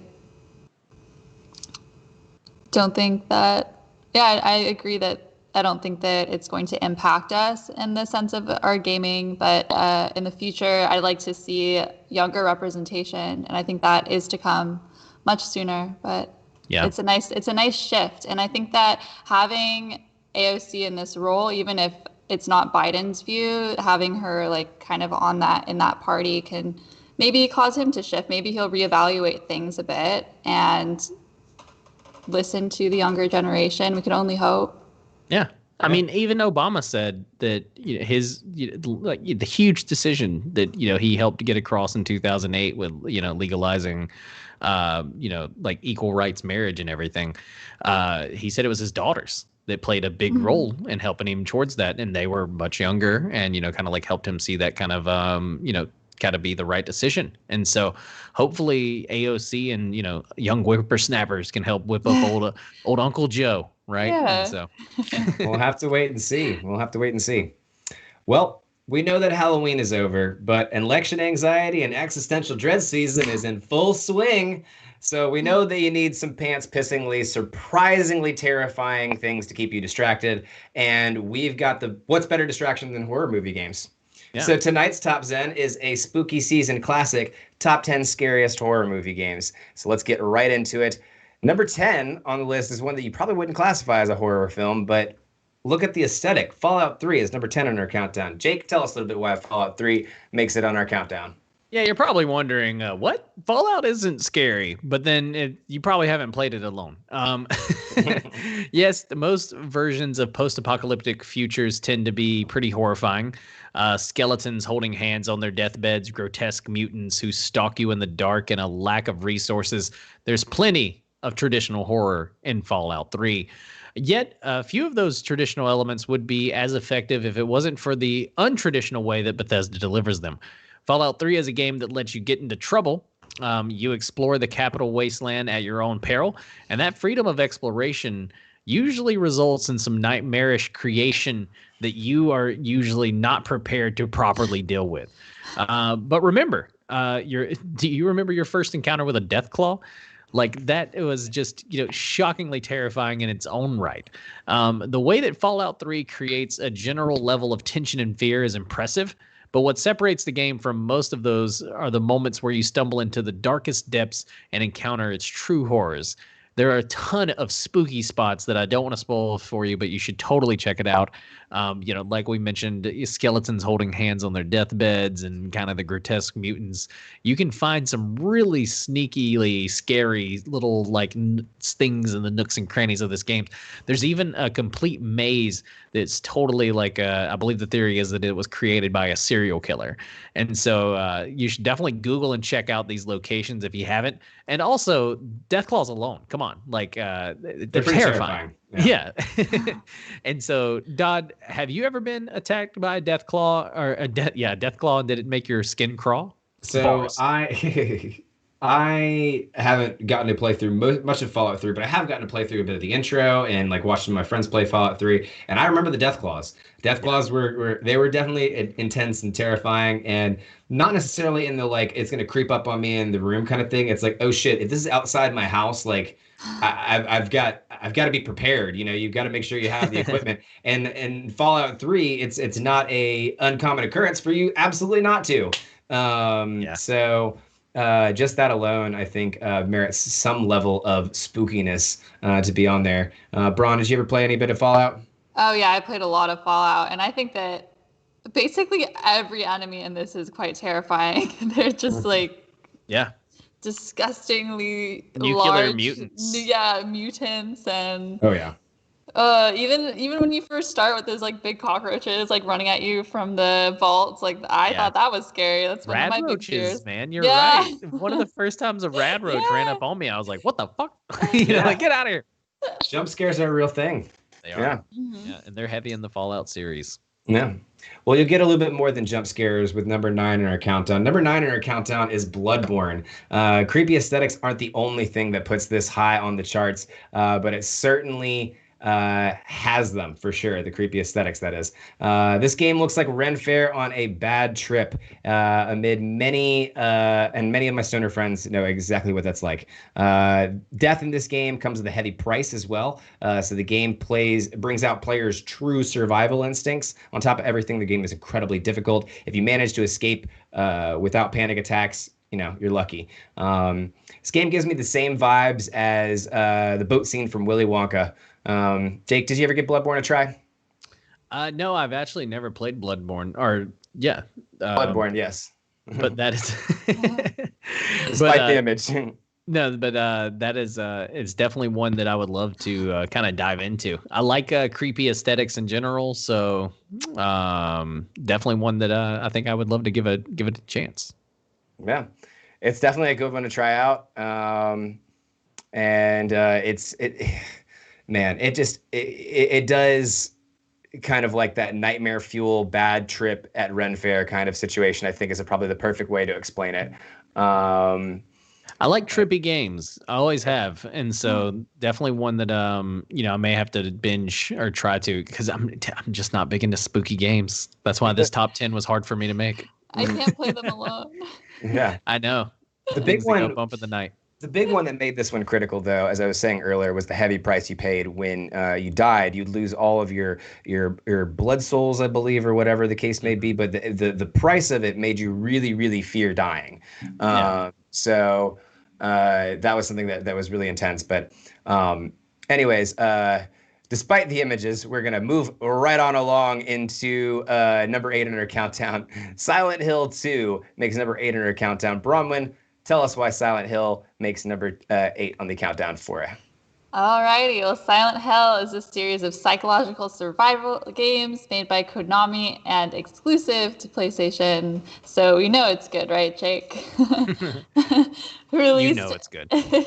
Released for the PS2 in 2001, Silent Hill 2 is the second installment of the series. The game starts with our protagonist, James Sunderland, receiving a letter from his 3 years deceased wife, telling him to meet her in their special place. And thus begins his macabre journey into the town of Silent Hill, Maine.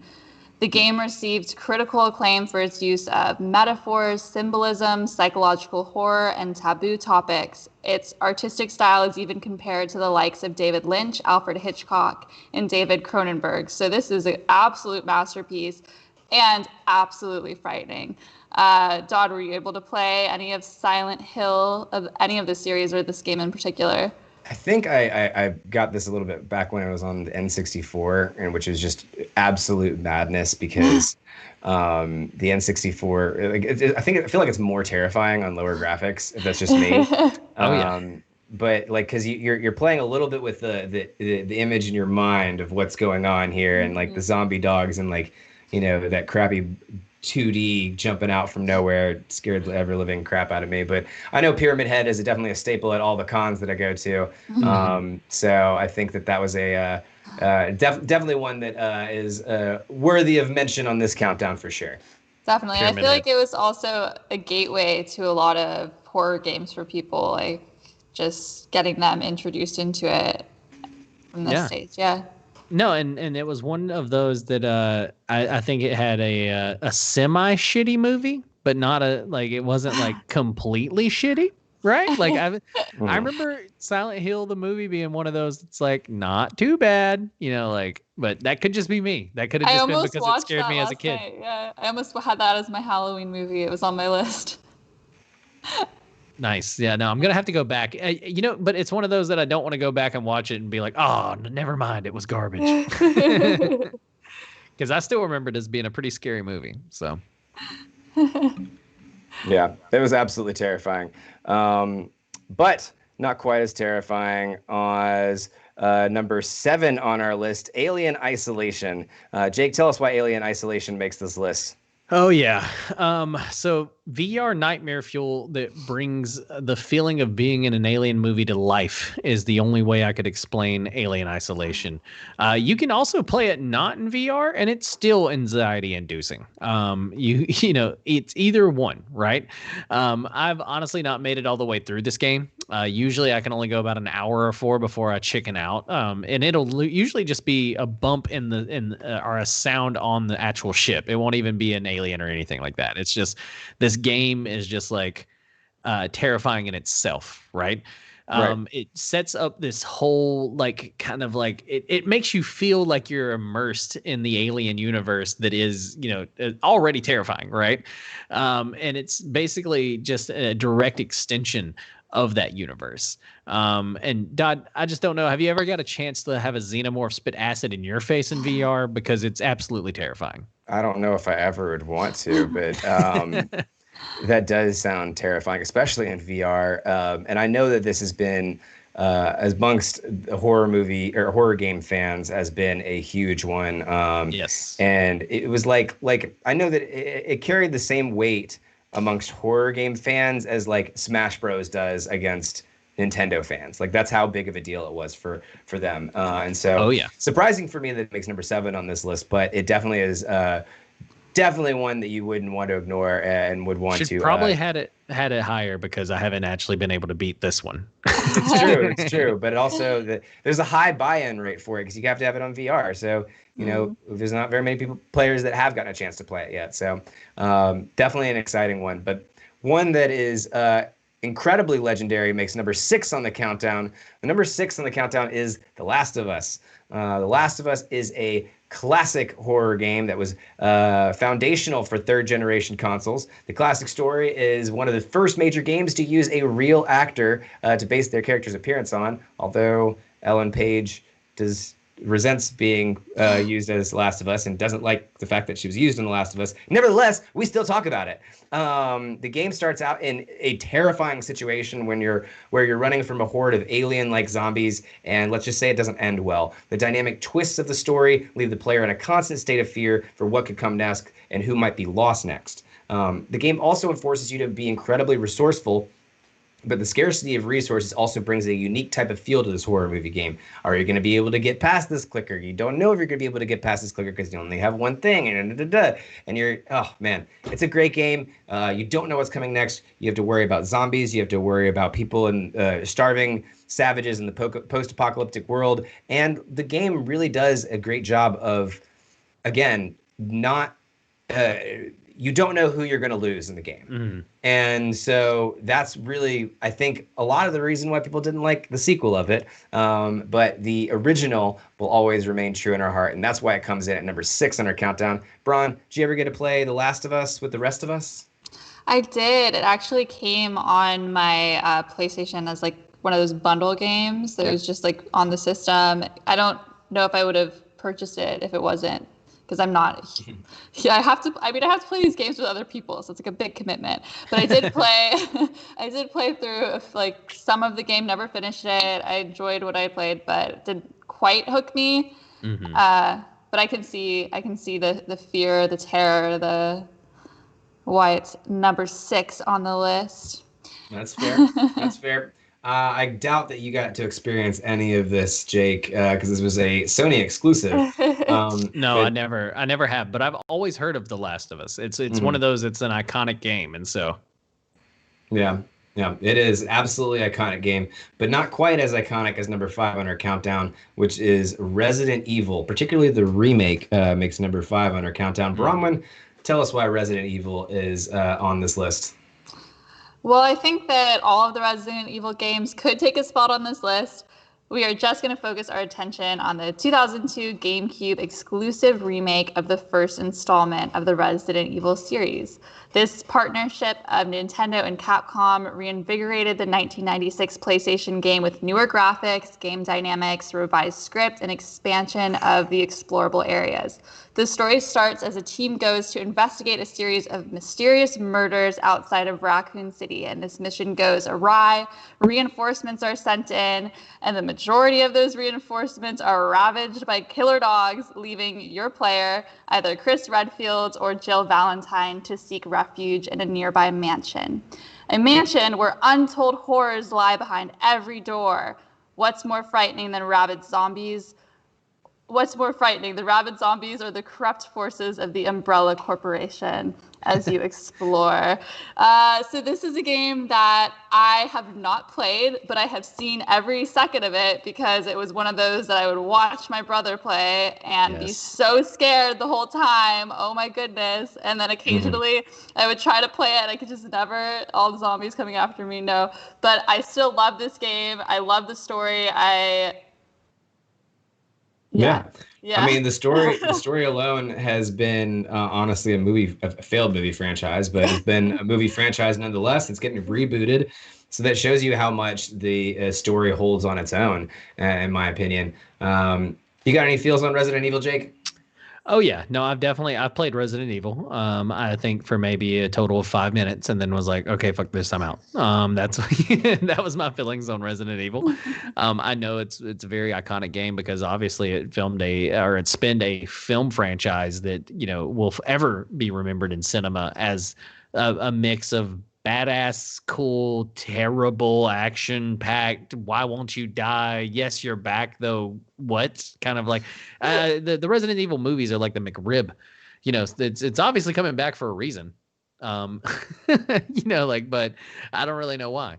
But anyway, I've got to get back and play the game. I'm just not, the zombie franchises to me are kind of played out. I think Walking Dead may have ruined them for me. Yeah, but at the time it wasn't played out. It certainly wasn't played out. Yeah, Resident Evil. Resident Evil was iconic when it came out. Yeah. I'm saying now, because they even did another remake of this, and so. Yeah, they're working on a new one now with Robbie Amell and all that. Not nearly as iconic as number 5 in the series, but definitely one that's of notable mention in a horror movie genre. Is number 4 in the series, BioShock. Tell us a little about why BioShock is so high up on our list of horror game classics. Yeah, so horror films often debate what is and isn't horror. For instance, some may label Silence of the Lamb as horror, while others may call it a thriller. But there are also many others who simply find a cause to enjoy everything that scares them, regardless of the label. Maybe BioShock isn't typically received the horror, doesn't typically receive the horror destination, but it's absolutely one of the most unnerving and effective examples of horror that you'll find in gaming. For its opening sequence, which quickly reveals the bloody aftermath of a madman's delusions, to its enthralling questions about the nature of control, BioShock is genuinely terrifying when it needs to be. BioShock may not run on nightmare fuel, but it uses the genre's best tricks to propel its brilliant narrative and incredible world building. A well-timed Big Daddy jump scare will have you needing a change of shorts, and Little Sisters are nightmare fuel in themselves to me. And I don't know if you ever saw or heard of the Weeping Angel, kind of like it was what was it? It was a little Easter egg where if you turned your back on angels and they kept turning around, it was from another game that the creators have, found before. Wait, but it was no, that's from Doctor Who, though. No, exactly. And the creators put it in there as a nod to Doctor Who. I had never seen the Doctor Who nod in there. That's what I was so confused about when you said something about Weeping Angels. But I'm a huge BioShock fan. And also noted notes on one of our political games as well. BioShock Infinite in particular really, really talks about the role of government and the role of religion in government in really, really interesting ways. But just the whole lore, the whole story behind BioShock, the atmosphere, which is really great, which is something that, horror movies, a lot of the horror classics, slasher films, they make you feel like you're at your home, like this could happen in your home kind of thing. But the kind of thing about BioShock and some of the other games that are higher on our list here, they create an atmosphere that is terrifying in and of itself. Yeah. And because you're playing in those games, you can go to those fantastic worlds. You can go to Rapture. You can go to what's the underworld place? Or is that Rapture? Fuck. Now it's gonna bother me. You can go to any of these horrific destinations and experience all of these things. And I think BioShock did a great way of bringing that there. Were you a big BioShock fan, Bronwyn? Not so much. I saw the cover of that game, or which one was it? With that like big creature with Big the Daddy. sort of like Big scuba Daddy. thing, and it just freaked me out. Well, there you go. It was I was pretty like, effective I don't want to be in this. Got him. Yeah. Well, I know that number 3 on this list personally terrified me just a little bit more than BioShock, so I feel like it's a pretty fitting one to put on here. But number 3 in the countdown is Dead Space. We had a little preview of it earlier, but we're for real putting it on the countdown now. Dead Space is an absolute classic when it comes to horror games. Nothing brings out the realistic terror of space than space zombies. And to top it off, throw in some telekinetic abilities that allow you to rip off your foe's limbs and impale them with them, and you have an IP worthy of a trilogy of games, and that's exactly what they did with it. Dead Space brings a uniquely terrifying environment and then adds to it. Bodies floating in space are much more terrifying when they can suddenly reanimate and just with razor sharp limbs and attempt to puncture your spacesuit. In later versions, you can even co-op and more. Bronwyn, did you ever nervously stumble down a dark spaceship corridor in Dead Space, or your pants still dry? Still dry. Yeah. I haven't heard of this game, so. You gotta check out Dead Space. Yeah, Dead Space. Jake, I got to play it. I've played it before. It's utterly terrifying. Yeah. The fact that you start off with just like a little welding gun essentially, and it's like I have a welding gun to defend me against space zombies, and no one hears you scream in space. Space is already terrifying as fuck to me. Like I can't handle it. And so I've played this game before, and it is utterly terrifying. Yeah, I love Dead Space. It was probably one of my favorite horror games to ever play, but I knew that I had to play that game with the lights on. Yes. Just how that situation was. Number 2 is a game that also a lot of people have to play with the lights on, though. Five Nights at Freddy's makes number 2 at our countdown. Tell us a little bit about Five Nights at Freddy's, Brahman. Five Nights at Freddy's is an indie point-and-click survival game developed by Scott Cawthorn. The goal is to survive 5 nights at Freddy Fazbear's Pizza while avoiding getting caught and stuffed into a mascot costume. You can't get caught by the animatronic characters, and you track their every movement on these security cameras. The game's success has launched a massive franchise and many, many memes. I was too scared to ever take the night shift at Freddy Fazbear's Pizza. What about you guys? I've seen it all over Hot Topic, and I know that it definitely gets the praise that it needs. But I think this is a horror movie classic that I need to try to crack down on one Halloween. But I know that I know it from its reputation. I'll put it that way. Same with me. And I mean, I'm already scared of Chuck E. Cheese as is, so I don't think I need to play this game. Yeah, I don't need another reason to never go to Chuck E. Cheese again. Chucky the doll. Besides the restraining order. Chucky the doll was the one horror icon that terrified me the most. Yeah. And ever since then, animated dolls of any sort just freak me the fuck out. So I avoided Five Nights at Freddy's like the plague. But, again, maybe next Halloween, feeling a little better. You got a new Halloween movie out, want to do some spooky time. Maybe I'll throw Five Nights at Freddy's on. Oh, yeah. No, I think it's definitely about time. And this is a huge franchise. People love Five Nights at Freddy's. So I definitely got to give it a try at least once. Yeah. I've watched some of the playthroughs, and that just, oh my gosh, it's even scary when it's not happening to you. Yeah. Oh, Judging from the chat, it looks like Kev's played it. So we'll have to ask him we'll have to ask Kev what he thought about all that. So,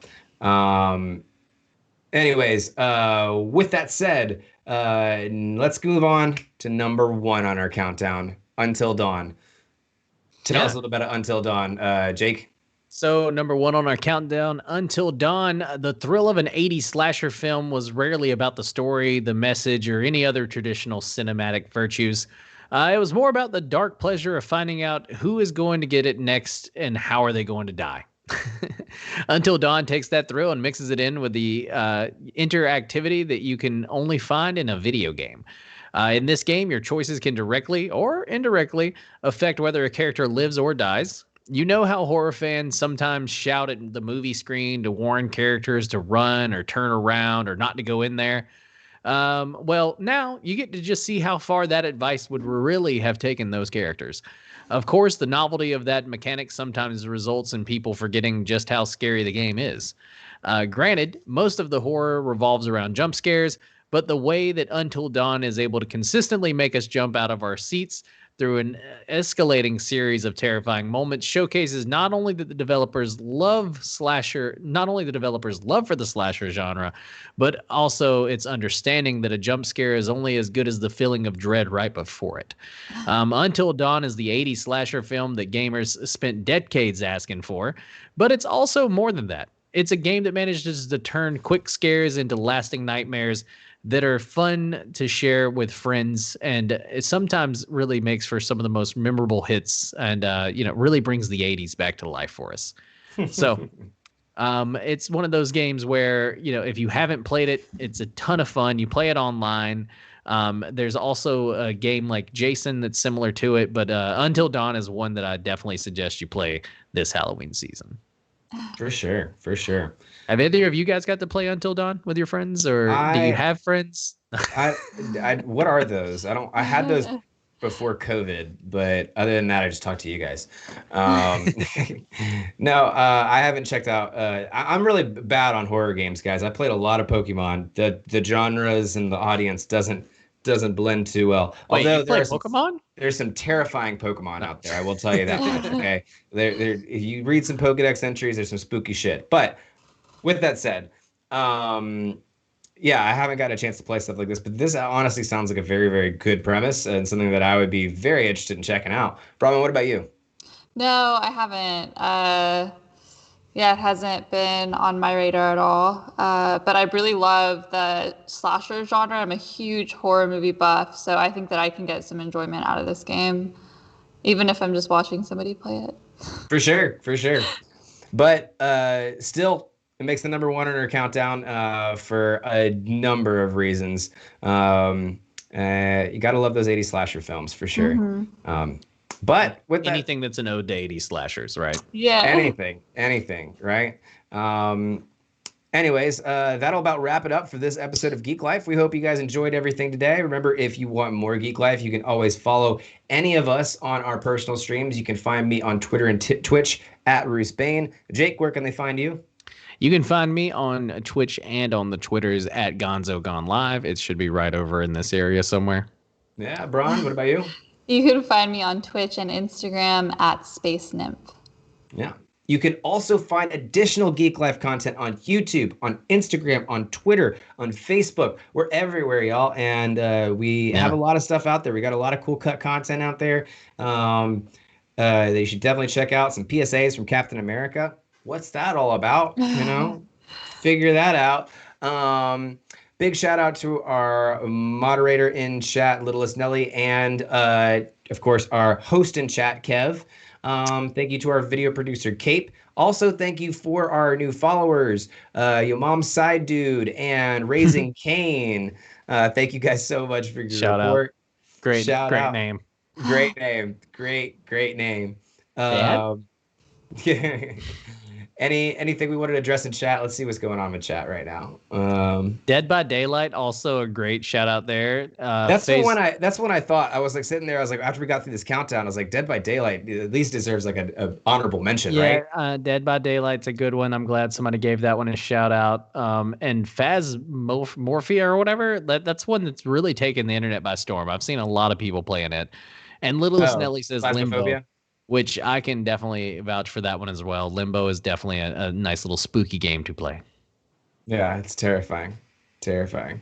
Yeah, Dead by Daylight definitely deserves a mention. Phasmophobia is something that's brand new, and I've heard a lot about it, but haven't got a chance to check it out. Something I should definitely look into for sure, I think. But I know that Dead by Daylight's like Cape's game. Like that's the game he plays all the time. Yeah, Cape loves it. So. Yeah. Sorry, Kate, for nixing that one on the countdown. Yeah, well, that I think will about do it. Yeah. So again, if you like anything you see or heard, you can always leave us a follow. Follow us on all of our social medias: Facebook, YouTube, Twitter, Twitch, Instagram. Soon to be on Spotify. Anything else from you guys? No, just be sure to argue with us. Let us know about your list. What's the scariest games that you've played? Who did we miss? Let us know on social. Yeah. Tell us how much our countdown sucks. Anyways, also, one thing I did forget to mention is that the music. All of our music that we've had playing on our break is by our producer, or our other host, Kev. Or KJ Fox McLeod. So if you like what you heard, AKA Toddly Awesome in the chat, AKA Comrade Kev, AKA all the names. But yeah, we should do a Facebook poll, Littlest Nelly. That's a great idea. Anyways, I think that'll about do it for us this week, guys. Thank you so much. We'll be back same time, same place next week for more of the nerdy news you need to know. Until then, we'll see you around. Have a great week, y'all.